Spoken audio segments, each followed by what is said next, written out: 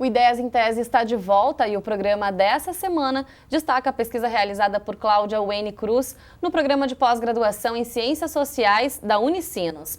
A tese tratou sobre o suicídio de idosos em cidades do Rio Grande do Sul com forte influência da colonização alemã.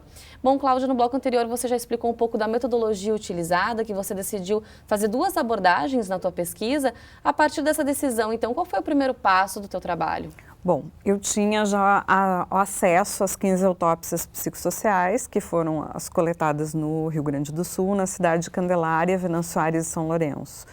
Então, eu trabalhei esse material, levantei categorias, buscando compreender os fatores que influenciaram o desfecho trágico, o suicídio. E esse trabalho, quando nós estivemos no interior, foi facilitado pelo contato que nós tínhamos com as equipes de saúde. A Secretaria Municipal de Saúde de cada cidade nos facilitou o acesso aos casos, né? E também nos deu a retaguarda, que se nós encontrássemos alguma pessoa, algum sobrevivente em situação de sofrimento, nós teríamos para onde encaminhar a pessoa para tratamento, que é um cuidado ético. Quando a gente faz uma pesquisa e encontra as pessoas em situação de sofrimento, a gente não pode se omitir, né? Então a gente tem que saber para onde encaminhar. Então essa retaguarda foi muito importante. Eu tinha então esse material para trabalhar o primeiro capítulo de análise, né?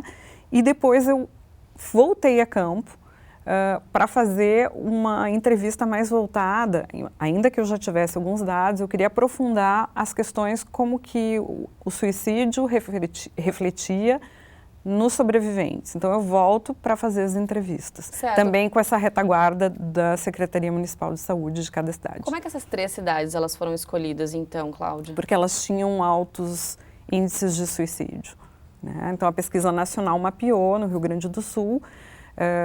Aliás, isso é um dado interessante, 50 municípios brasileiros com maiores taxas de suicídio, 24 estão no Rio Grande do Sul, suicídios de idosos.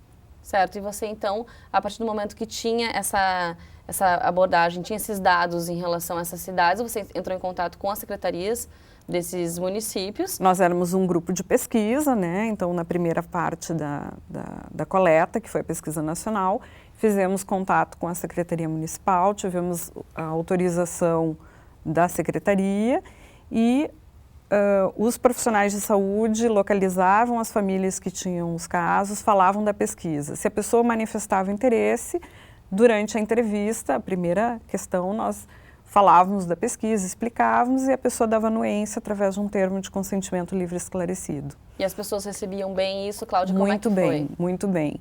E aí se via a necessidade que elas tinham de falar. As entrevistas eram muito comoventes, né? Tinham pessoas que choravam, vinha toda a questão da carga emocional, da dor de falar desse evento. E ao final da entrevista, muitas pessoas agradeciam a oportunidade de poder falar, porque, em geral, elas não conversam nem entre elas sobre isso, nem os familiares. É um tema que é difícil, né? É um tabu.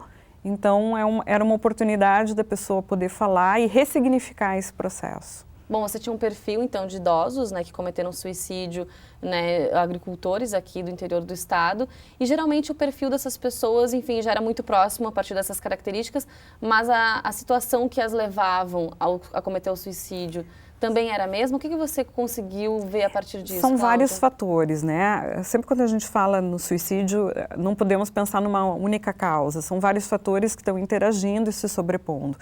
Mas no caso dessas 15 autópsias, o que foi possível perceber é que eram pessoas que foram criadas para o trabalho, começaram a trabalhar na agricultura muito cedo, tinham um valor, uma vida boa e moralmente, digamos assim, digna. Ela é uma vida de uma pessoa produtiva, que honra a sua palavra, que trabalha muito. Então, com o processo do envelhecimento e até do adoecimento, essa impossibilidade de continuar sendo útil, né, começava a ser um problema. Muitos não tinham mais força para trabalhar na lavoura, a maioria trabalhava com fumo, então passava a ajudar os filhos, que estavam já com a propriedade, no galpão, separando folhas, cuidando do forno, da secagem. Quando eles não tinham mais condições físicas para esse trabalho, eles começavam a ajudar tanto homens como mulheres dentro das casas, ajudando no cuidado dos netos, das tarefas domésticas. Quando eles percebiam que nem mais isso eles podiam fazer pelas condições físicas, começavam a se sentir mal porque achavam que era um incômodo, um estorvo, né? Então não queriam ser isso para os filhos. E a depressão também nem sempre estaria associada a esses casos, né, Cláudia? Existe uma correlação entre depressão e suicídio, mas nem todos os casos de suicídio eram de pessoas que estavam em depressão. E o mesmo se pode pensar de pessoas que às vezes têm um quadro de depressão severa, mas porque por questões religiosas ou por uma questão de propósito de vida jamais vão pensar no suicídio. Tá certo, Cláudia. A gente vai querer saber mais detalhes sobre isso, então, no próximo bloco. Ideias em Tese faz agora um rápido intervalo. É um instante só, nós já voltamos.